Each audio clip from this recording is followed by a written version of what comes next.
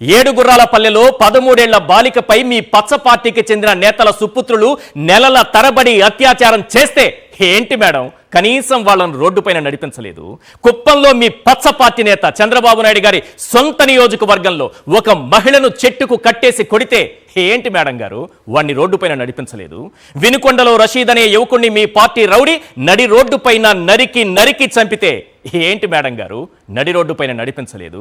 ఈ 18 నెలల కాలంలో 200కు పైన మహిళలు చిన్నారులపై అఘాయిత్యాలు జరిగితే ఏంటి మేడం గారు ఒక్కడిని కూడా రోడ్డుపై ఈడ్చుకెళ్ళలేదు? మీరు చెప్పే ప్రవచనాలు అంకుశ సినిమాలో ఉండేటటువంటి సీన్లు మీ పార్టీ నేతలకు కూడా అమలు చేస్తే బాగుంటుంది మేడం.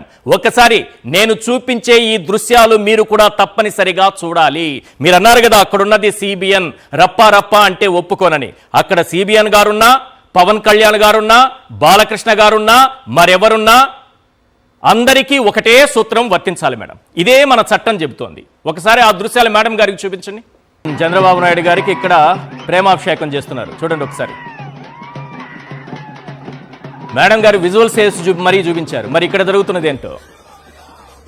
ఇక్కడ బాలకృష్ణ గారికి ప్రేమాభిషేకం.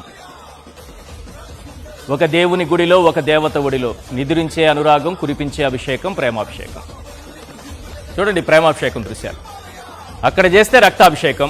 ఎవ్వరూ జంతు బలులు కోరుకోరు, ఎవ్వరూ అలా చేయాలని కోరుకోరు, వాళ్ళని ఎవరూ సపోర్ట్ చేయాలని అనట్లేదు. చట్టాన్ని చేతుల్లోకి తీసుకుని మరి నడి రోడ్డు పైన నడిపించారు కదా, అదే సూత్రం అదే చట్టం ఇక్కడ ఎందుకు పనిచేయదు? పరిటాల శ్రీరామ్ గారు ఉన్నారు అక్కడ. కనుసైగ చేస్తే పొట్టేల తల ఎగిరిపోయింది.